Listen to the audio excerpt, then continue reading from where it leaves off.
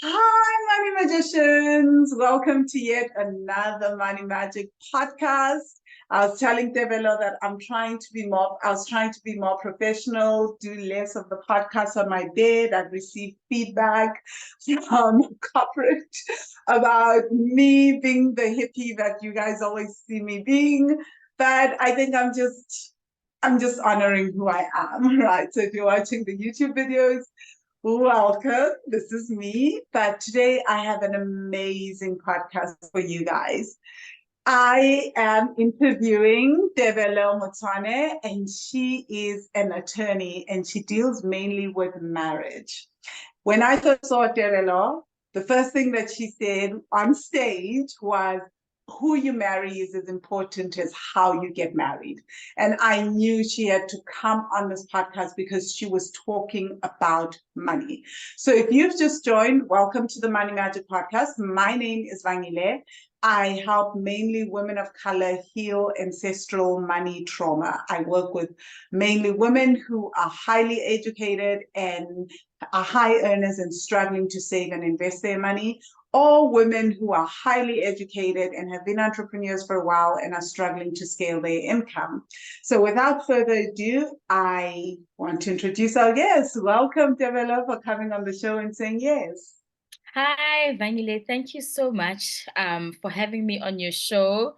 It is a pleasure once again to be engaging with you, and I also hope to learn from you today during our conversation.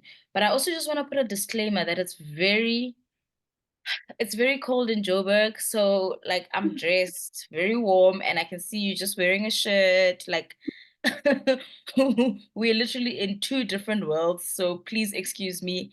I don't know what's happening this spring. It just keeps on taking us back to winter. But yeah, thank you so much for having me on your show. Hi to your listeners, your viewers, and I really hope that what I have to share today will impact someone's life in a positive way. Oh man, it is definitely going to. I don't even have to tell you guys. It is going to. Listen up. If you're married, planning on getting married, you want to give this podcast episode your undivided attention. But before we dive into all you do, Devilo, who are you as a soul and what do you do for a living? Walk us Oh, through. as a soul. As a soul, so a little bit of my background. I was mainly raised in Johannesburg. Yeah, I've been in Johannesburg for quite some time, since I was about 6 years old. I've got two siblings. I'm the firstborn. I am definitely the princess because my younger siblings are boys. So I've always been mama's princess, but also deputy mother to my siblings. I am a mom, I'm a wife, and also I'm an attorney.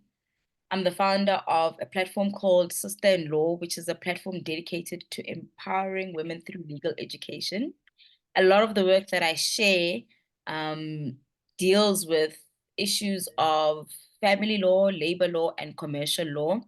Under the family law branch, it's usually marriage contracts, divorce, child maintenance, wills, and estate planning, winding up of deceased estates as well. Under the labor law branch, it's usually unfair dismissals, sexual harassment at the workplace, and issues to look out for on your employment contracts.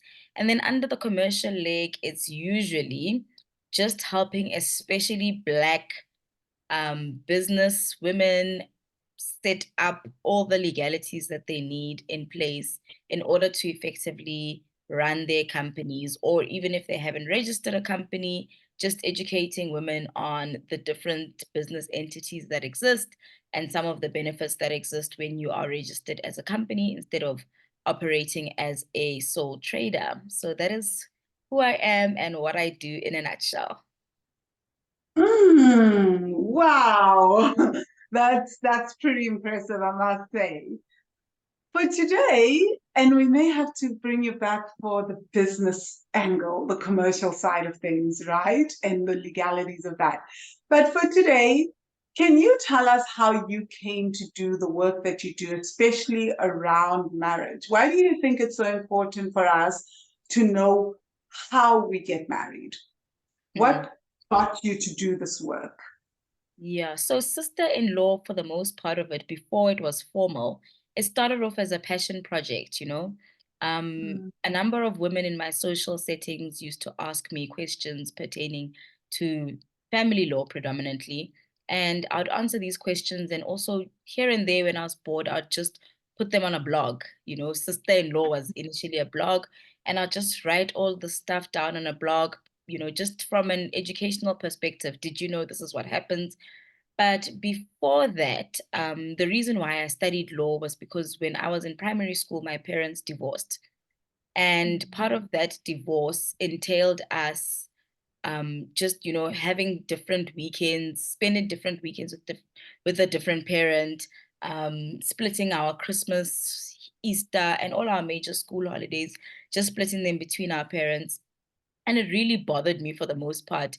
And I'd ask my grandfather, why do we have to, you know, split our Christmas, split our major holidays? And he said, in order to understand what's happening with your parents, you have to study law. And years later, when it came to choosing what I wanted to study, I chose law. And the first lecture, they were actually speaking about divorce. It was an introduction to law lecture, but I don't remember which case was doing the rounds at that time that I was starting. But divorce was the hot topic, and I was just like, I'm in the right place. So yeah, I studied law mainly to understand what was going on with my parents, but also I'm at sister-in-law or doing what I do because of especially Black women like my mother. I want to educate Black women on the importance of understanding how the law exists to serve them. I want to demystify topics pertaining to the law and package them in a way that women can understand how the law applies in their lives. Mm, mm, mm, mm. I love that.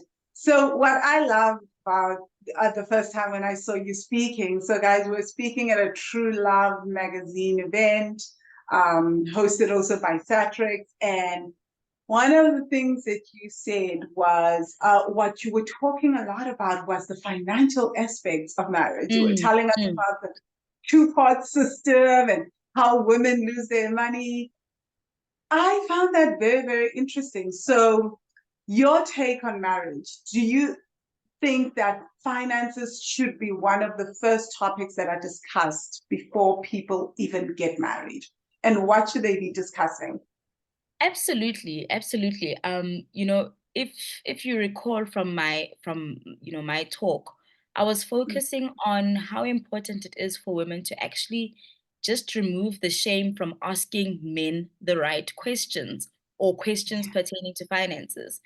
A lot of the time women tend to operate from, he's a man, you know, he should be the provider, he is the provider. I don't want to ask too many questions in case he thinks that I'm forward. I don't want to ask about finances in case he thinks that I'm, you know, miss independent and I don't want us to move to the next level. But it is so important, like your opening line and my opening line, it is so important to understand that who you marry is as important as how you get married, because that affects your finances. And if you're going to have a conversation about building a legacy, you know, or being financially savvy or being financially free and independent, you need to understand how someone else's relationship with their money affects your relationship with your money, and how two different people are coming together to be in a joint household, you know, not necessarily married in community of property, but you're going to be living together. You need to understand how that person's spending habits are going to affect the growth or the legacy that you're trying to build, the family that you're trying to build. I love that. So before I even delve into the how you marry, what kind of questions should we be asking as women before we even get married when it Yeah. comes to money? I really, really believe that from the onset, You know, especially as adults, as adults, we know what we want, right? It's not like, it's not, I don't even want, I want to say when you're in a relationship is different from mjolo. Mjolo sounds like fun, you know? Mjolo Yeah. sounds like we here for a good time, not for a long time. But when you're in a relationship, it sounds like you are there for a long time. And when your intention is to be in a relationship, you should speak about money as often as possible, because everything that you do as a couple requires money. Just meeting up for your date requires money, right? So if Mm, you're comfortable enough to go on a date with somebody who's potentially going to be spending money on you, or you're going to be spending money on them, or at the end of the day, you need to split the bill already, there is money involved in that transaction.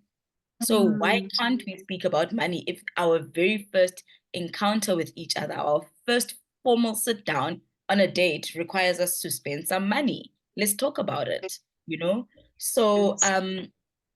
some of the conversations that couples should be having, first and foremost, is what are your monthly commitments? You know, and when we talk about Mm, commitments, we're talking about, where do you live?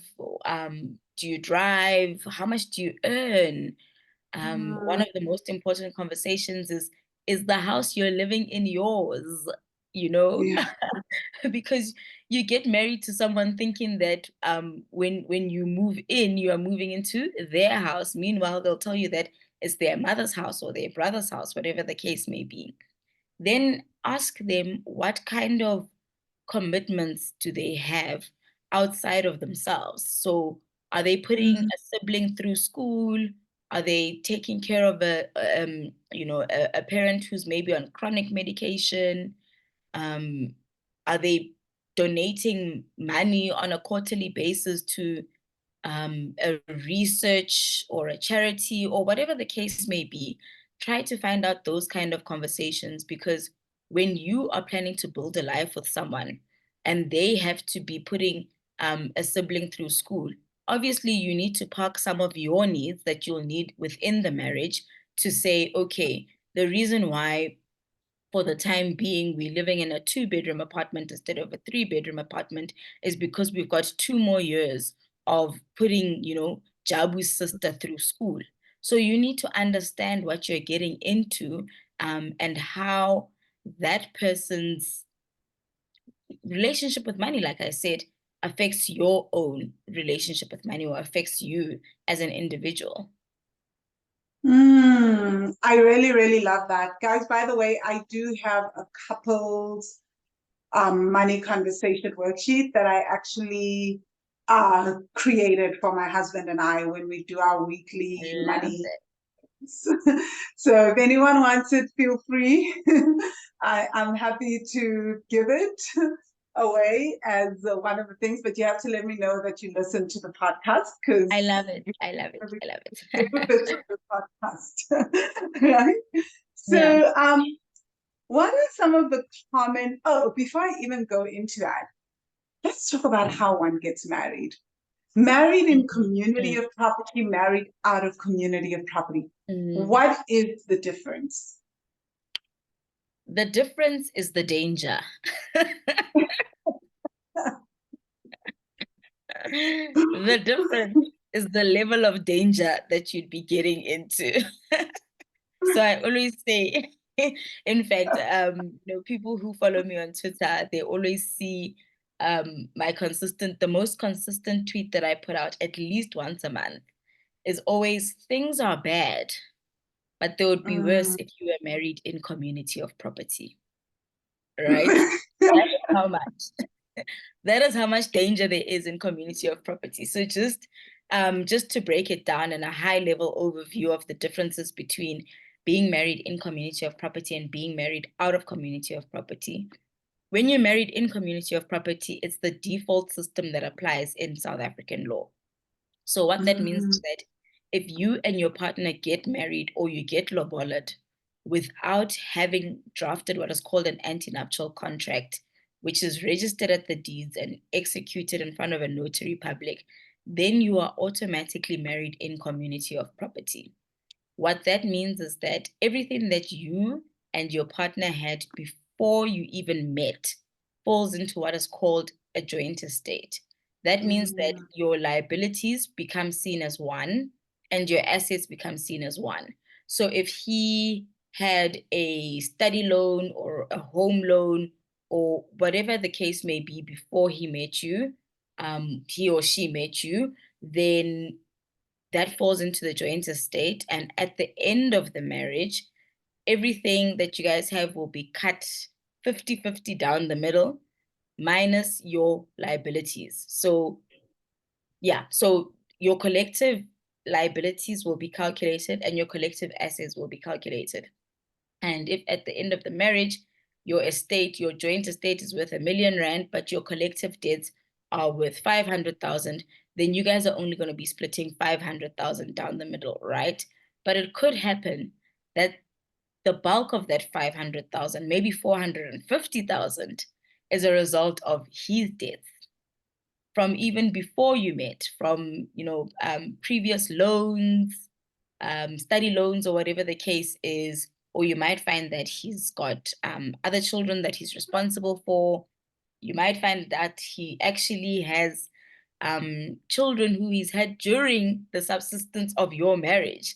And if, for example, he loses his job and can no longer maintain the children, the mother of those children can get you subpoenaed to court and make sure that you pay for the child maintenance of your husband or your spouse who's no longer working.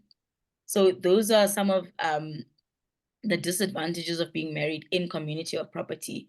You also need certain, for certain transactions that you take, even in your capacity as a businesswoman, there are certain transactions that will need you to get the consent of your husband before you can do business with third parties, or before you can get a business loan from the bank, for example. And then you can be married out of community of property with accrual or without accrual. Both of those regimes mean that you guys do not take on each other's debts under any circumstances. So the debts that you guys would have respectively had before you guys met each other, before you get married, you guys retain autonomy over your separate estates. The difference is that when you're married with accrual, everything that you accrue as a couple after the date of the marriage is what's going to be calculated at the end of the marriage. So not the debts, accrual of assets, growth in your respective estates is what's going to be calculated at the end of the marriage. And the difference between the two estates will be calculated, and whatever the difference is what's going to be split 50-50 between the two of you. So if your partner's estate is worth 200,000 and your estate is worth 350,000, for example, that 200,000 is going to be subtracted from the 350,000, and that difference, the 150K, is what's going to be split between the two of you 50-50. So remember, it's only the amount that is accrued after the date of marriage. No debts are taken into consideration when calculating accrual. And then that's not. Yeah. Then the last regime is out of community of property without accrual, which means that your apple, my apple, you walk away with what you have. There's no obligation on either of us to cut a slice of the apple for either of the other parties. And yeah, those are the three marriage regimes in a nutshell. Based on what I've said, you can obviously see why it would be a very big red flag to consider getting married in community of property, especially when it comes to debts. And even though people may argue, or women may argue that, oh, so-and-so is doing relatively well, I don't see why it would be dangerous for us to get married in community of property. Well, it happened that during COVID, breadwinners who had been employed in the same company for 20, 30 years were the first to be retrenched for operational requirements during COVID, right? Companies could no longer afford them. And a lot of the time, what happens with retrenchments is that it's usually the first in, first out. You know, so the people who had actually been serving the company the longest stood the risk of being retrenched first when those conversations were being had. So it's not about the potential or what this person has today. It's the fact that we don't know what the future holds. 20 years from the date that you marry somebody, they could get retrenched. They could become disabled and not be able to earn an income. They could die, whatever the case may be. You don't want, having been married in community of property, to be one of the reasons why you guys end up losing everything you would have built over the 20 years, because all of these assets form part of a joint estate. And if the breadwinner gets retrenched and the bank is coming to take the house, they're not going to ask whose name it's in. As long as you're married in community of property, they're going to take everything and leave you with the clothes on your back. So yeah, that is the different marriage regimes in a nutshell. Wow, that is very, very interesting and very, very intense. When I was at UCT, the very first thing when we started business law, the first thing our law attorney said, our business law attorney said was, if you take anything out of this class, marry out of community of property. It's like we walked into business law, and that's the first thing that she says to us. She's like, whatever you take out of this class, marry out of community of property. And she was like, especially if you guys, most of you are studying business science, finance, and most of you are going to end up doing a lot in terms of investments, or some of you are going to go into business, you are a high risk. So it's not just to protect yourself, it's also to protect your spouse from some of the investments that you will be making and how it will affect your household. And I've never forgotten that. So that was, I love her. Yeah, she was amazing. So do you see huge shift in women getting married in out of community of property, or are we still as women making the decision to marry in community of property? And if so, why are we doing that? I think just looking over the past, say, 10 years, definitely there has been a growing demand for getting married out of community of property. But I think that also has to be looked at in context, you know. I think generally now, more than ever before, we really do have access to information, right? And a long time ago, people were probably not getting married in community of property out of choice. It was just that they didn't know any better. They didn't even know that something called a marriage contract exists. That information wasn't something that they would be generally listening to even on a radio show back then, 10, 15 years ago. So against the backdrop of people being in a better informed position and us having access to information now more than ever before, there's definitely been a growing interest in women specifically wanting to be the ones who champion issues of, you know, talking about finances, talking about marriage contracts. So definitely there has been an increase, but I think it's also very, very related to the fact that there's access to information. In the same breath, though, every single time I share this kind of content, there is always somebody who says, wow, I didn't know that, you know? So I don't take for granted just how many women or how many people still don't know this kind of information. And that's why it has been important for me to be consistent and to keep the same voice and to send the same message, because people just don't know what they don't know sometimes. Yeah. Wow. Wow. I think that's true. I mean, when we look at our parents' generation, they didn't know any better. right? And Mm-hmm. that was just, you just got married and that was it. And it's so interesting because, you know, in community property, out of community of property is still something that I find is so progressive in terms of being in South. Because even in the US, like a lot of my friends would just be like, no, we take on each other's debt and each other's problems. It's just, it's seen as a sign of We're love. in it for the long run. Yeah. But in it for the long run, it's love, you know? If I didn't love you, why am I not sharing in your debt? Why am I signing prenups? And you see it in our romantic comedies. He wants me to sign a prenup. He doesn't trust me. That's seen as you don't trust me.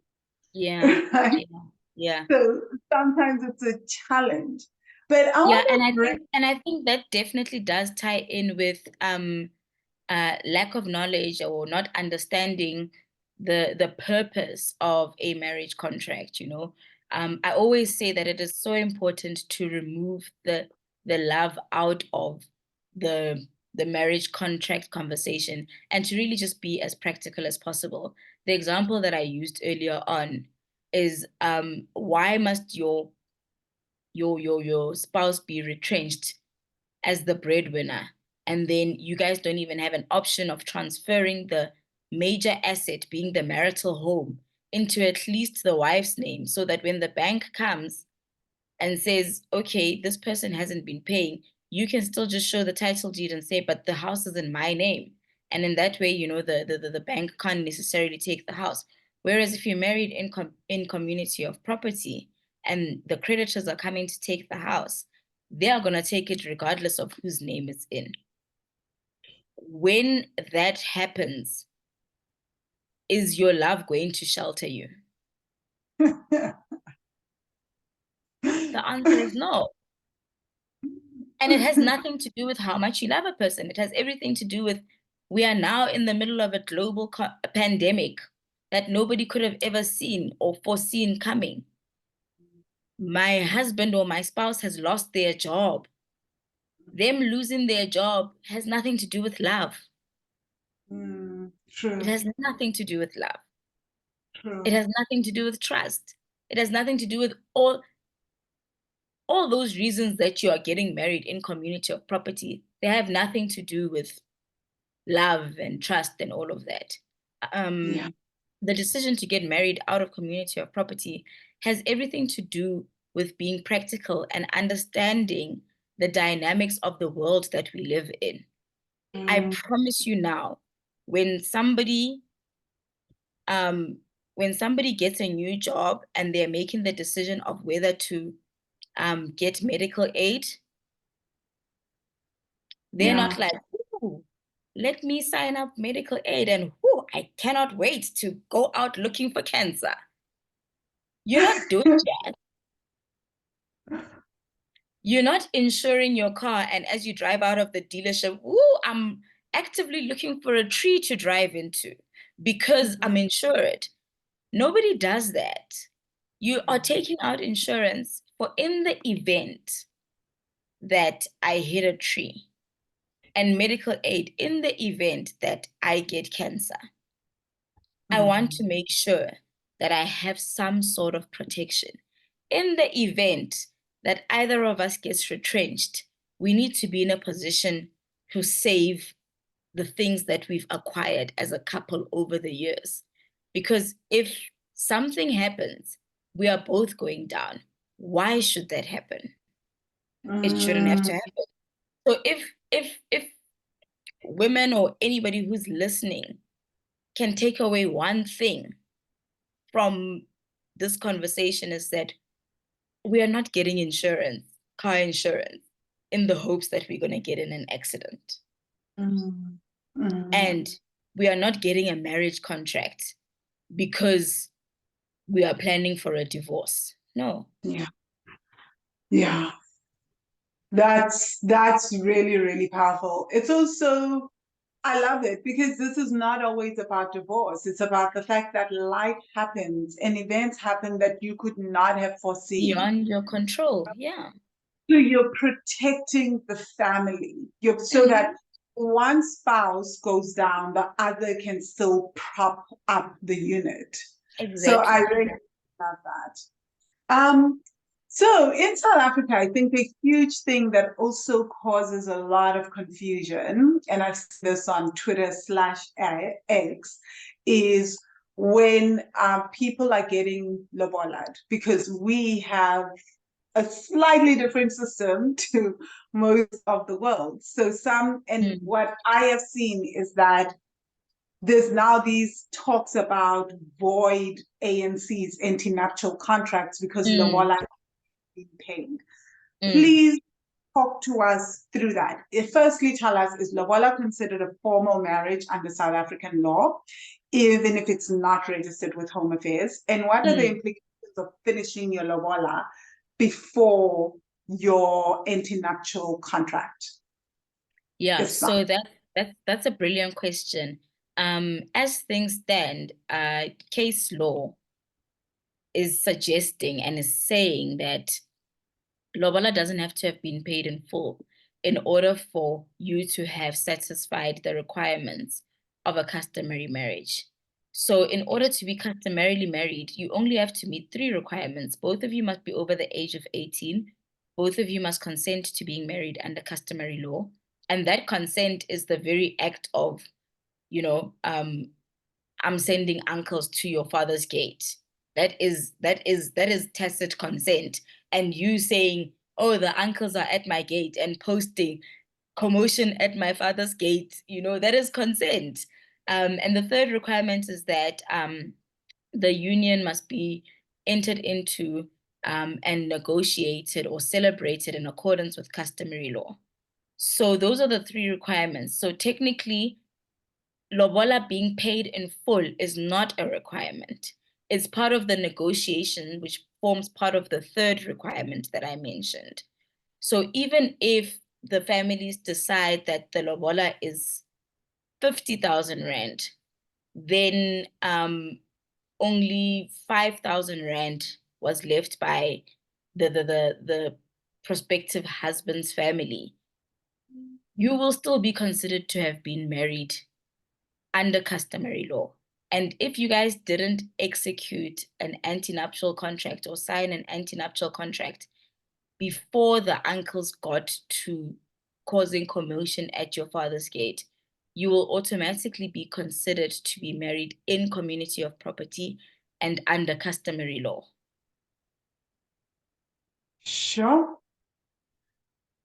Wow, that's so fascinating. So someone is listening to this, the uncles have come. Can they still go before, can they still go afterwards to say they talk to the husband and they go, okay, we made a boo-boo. Can they still go to a lawyer and do an ANC? The right way to go about it is to do a change of marriage regime, which is an application that is provided for under Section 21 of the Matrimonial Property Act. And you guys do a joint application to the High Court to say that we concluded a customary marriage on X date. Our intention was actually to be married out of community of property.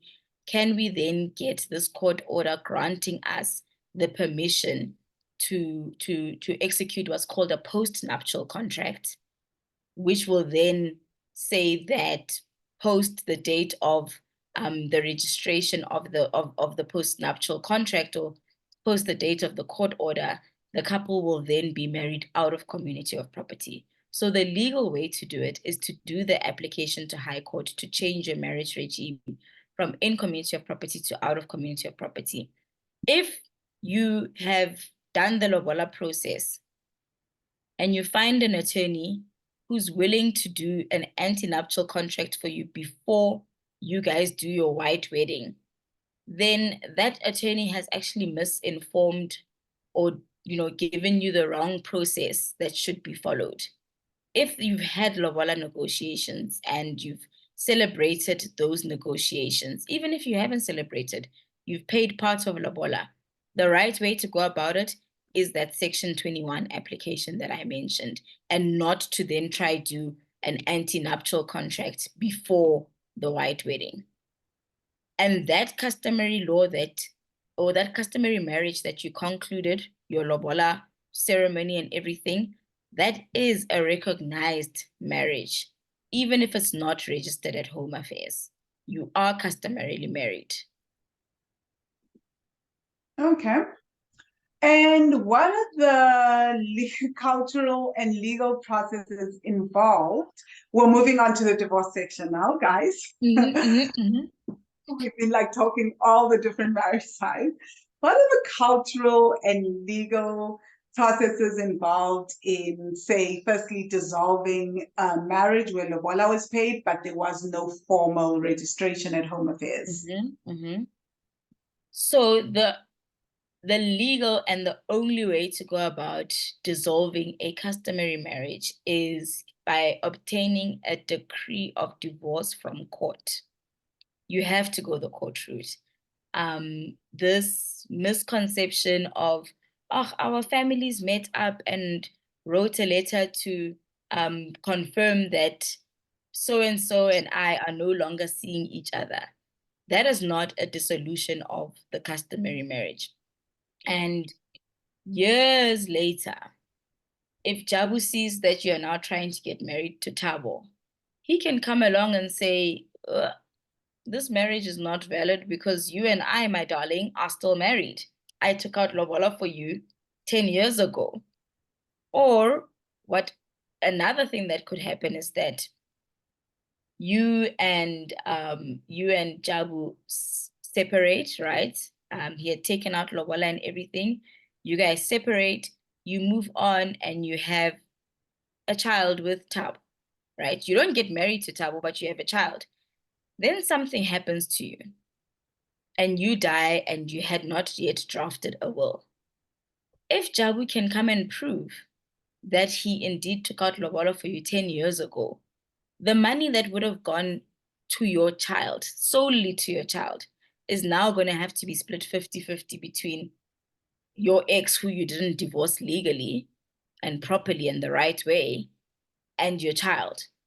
But, you know, ordinarily what you would have wanted to happen is that your entire estate goes to your child and not to this person that you thought was now your ex. Wow.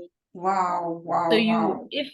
if a woman is listening to this podcast, a woman or a man or whatever the case may be, if you have previously undergone lobola and sent uncles and received uncles, you want to go terminate that properly before it causes problems for you. And the more people become aware and become knowledgeable of these things, the more complicated it gets for you to just want to sweep things under the carpet. So you want to deal with it. Wow, so you actually do have to go to court. You actually have to go to court and obtain a divorce decree. Tebello, I don't know if I should be sharing this podcast with people. I feel like it's gonna be, I think I need to go home and have some conversations with some people I dearly love, because I think there may be. From now on, when you start dating people, don't say, are you married? If they say no, they are not married, you must say, okay, but have you ever taken out lobola for someone? And if they say yes, people literally go, I didn't go to register at Home Affairs, so we just move on. We just ended up, and our families met and we confirmed that we are no longer together. That is incorrect, and it's going to cause problems, especially if you die and Jabu decides to waltz back and says, whoops, some of Vangile's money is actually mine, before it goes to your children. Or you probably would have wanted at least your parents to receive that money. Wow. It will go to Jabu. Wow. This is something very, very fascinating. And I think that a lot of people are operating under the notion that, because we didn't go to Home Affairs, it's fine. Yes. You know? An unregistered customary marriage is as valid as any other marriage, any other civil union, civil marriage, even if it's unregistered, it is 100% valid. Very, very interesting. So, what advice do you give women who are entering marriage for the first time? They don't know anything. How do they protect their financial independence? Your first, second, third time, no matter how many times you enter a marriage, you do not send uncles to my gate unless you and I have concluded an anti-nuptial contract. That is all. That is all. And even if Jabu is, sometimes it can definitely be men who are manipulative. Oh, baby, don't you love me? What is this talk about marriage contracts? What's going on? And then you there sitting, as Vangile, you're like, oh my goodness, I'm 32. I'm still not married. All my friends are married. Let me not, upset this guy with all this marriage contracts talk. Let me just give in to his demands and we just get married in community. Don't do that. Yeah. Don't do that. Marriage contract, like if he doesn't want a marriage contract, like when you are writing your deal breakers in your journal and you are on your own, part of that deal breaker list must be if he doesn't want a marriage contract, the relationship can rather end. I agree. Also, because if he doesn't want a marriage contract and he's not willing to go hear someone like you out, because What I it's say, about. Yes, yes. Okay, you don't want a marriage contract. I would say to my partner, okay, I hear where you're coming from, prenups, romantic movies, let's go and go talk to someone like Tebello. Let's book a session or let's go to a workshop and let's sit down and listen. And then after that, let us then make a decision. But if after all this, and guys, let him listen to this podcast interview. If after all this, he's not there, then you have to ask. You have to ask why. Why am I doing? Yeah, absolutely. So, wow, I really, really love that. That's really, really great advice, by the way. So, how can women best prepare themselves legally and financially for the possibility of divorce, regardless of the type of marriage contract that they have? So financially, the at the top of the list is that when you go through a divorce, you have to understand that you are literally going from a 2-income household to a 1-income household. You have to be prepared for the possibility of downgrading your life temporarily, But before you actually go through with the actual divorce, give yourself time to do some research of all the alternatives that can exist. So, alternative accommodation, whether or not you are going to be the one who's staying with the kids, whether or not it will be feasible for the children to remain in the schools that they are in, whether or not it's feasible for you guys to sell the current house and each of you get your own apartment, or you take on the full bond of the house if you were joint bond holders. You need to think of the costs of the divorce proceedings themselves. And I always say that the best thing you can do for yourself once you've made a decision to divorce is to really just have an honest conversation with your partner about how it won't be feasible for you guys to go back and forth. So before you see an attorney, ideally you guys should have already agreed on how you guys are going to split some of the assets, or how you guys are going to how you guys are going to manage your separate lives after the divorce. So you want to really keep those costs of litigation to a minimum. I always say that, yes, I definitely want your money, but I don't want your money at the cost of children suffering.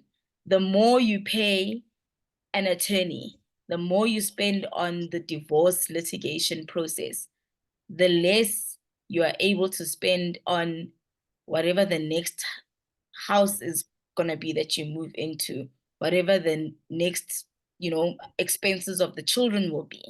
So the only people that suffer when you guys are going through a divorce is actually you guys as the parties. So you must think about those kind of costs as well. Wow. That is so, so important, actually. Thank you for that. And what are some emotional challenges that you see people going through? Like for women, if they're going through the divorce, what should women be prepared for emotionally?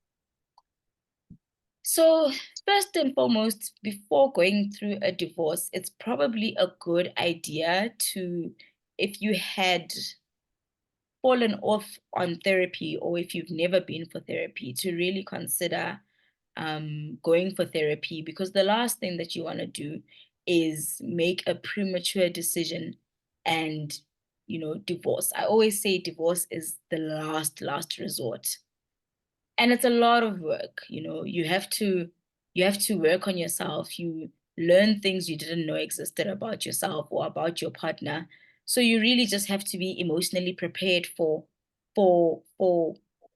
how you're going to receive the end of a life that you knew, or the end of a life that you had naturally pictured when you first got married, right?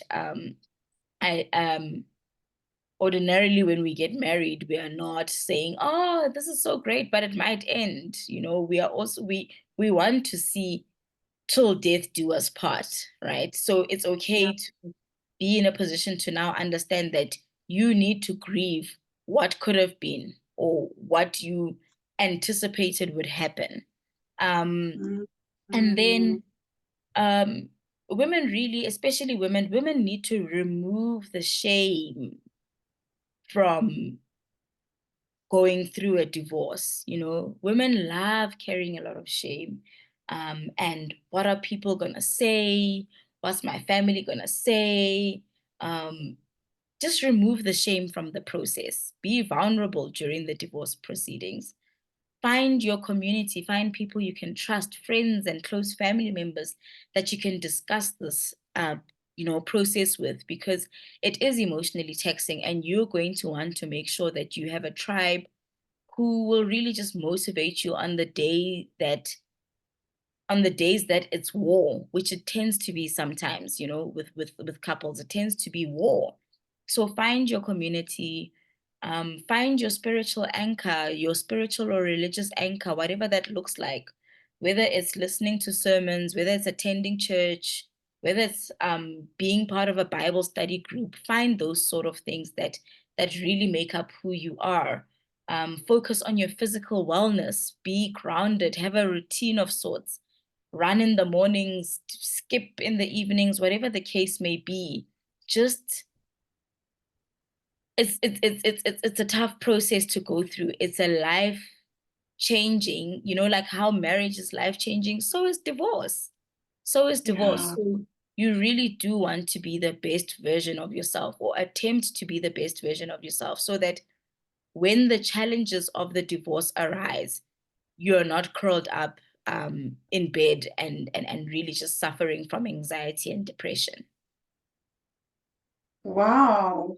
Wow. Thank you so much, Tebello. I have one last question. This is your own personal insight. I mean, like, I'm like reflecting on all this, guys. This is such valuable information. Yeah, yeah. What changes would you like to see in how men and women approach marriage? Um, Marriage requires honesty. Mm. And one of the ways that you are going to be honest is if you're self-aware. And once you're self-aware, it's easy for you to be vulnerable. And vulnerability, I think, opens the most effective form of how you communicate as a Mm. couple. So yeah, I would really just say be self-aware, be vulnerable, communicate. Yeah. Wow. Wow. Do you have any insights and any questions I can ask with regards to this topic before we close out, Tebello? No, I'm just gonna be your lecturer. If you take one thing out of this conversation, the danger is in community of property. If you are not married, avoid getting married in community of property. If you are married in community of property, it's also okay to speak to your partner about how changing your marriage regime has the potential of benefiting your marriage. Start having those conversations and see an attorney. And by that, I mean, like, obviously me. But see an attorney. See an attorney, get more information, and yeah, really, let's continue talking about finances, especially. Let's continue talking about finances in our relationships, and have no shame in that, and be unapologetic about it. As women, we are always apologizing. Let's stop being apologetic about wanting to know what's going on in our relationship, what's going on in our household, what's going on with our finances. Just be a woman who is invested in ensuring that you're building a legacy for yourself, for your children. And when women are financially and legally empowered, it's actually society that benefits as a whole. It's not just your family unit. It's not just you as an individual. You make society a better place. Wow, wow. I mean, that's incredible. I think we can end it at that. Guys, thank you for tuning in. Money Magicians, thank you for tuning in. Anyone else that has just joined the podcast community, please do check out the rest of the Money Magic podcast. We have incredible women such as Tebello who come and share this amazing knowledge. But I'm sure that we can all agree that this podcast is valuable. If you're listening to this and you know, like I know I have cousins, I have friends that need to hear this podcast, please share it with them. Share it far and wide. I have heard the constant misconception around so many things. If your marriage is not registered at Home Affairs, you don't need to go through the legal route. You just leave. It's not a legal marriage, all of those things. I have heard all of that, right? And I'm sure there's many people that have been lobola'd 3-4 times because of this, right? And they don't know what they've gotten themselves into. So please share the podcast, share with people. There is a solution. Reach out to Tebello. And of course, if you want to be working on your ancestral money trauma, do join us for the free 7-day tapping into ancestral money wisdom training at wealthy-money.com/training. I do those trainings live now. So the next training, if you're listening to this, you've probably missed that one, but go on the website. The next training date will be on there. But also, I want to invite you to check out the Money Magic course. And if you're looking for one-on-one coaching, to reach out to me. And we can have a discovery call and talk about how I can help you increase your income or increase your savings and investments by working on your money trauma. You don't have to worry. I'm not going to have you draft a budget. My claim to fame is that I help people change their spending habits without them having to constrict their lives into a budget. I help you increase your income without having you do a gazillion things and tiring yourself out. So I look forward to seeing you in the next podcast episode. Once more, Tebello, thank you for joining us today. Thank you so much for having me, Vangile, and goodbye to everyone. Yeah, bye guys.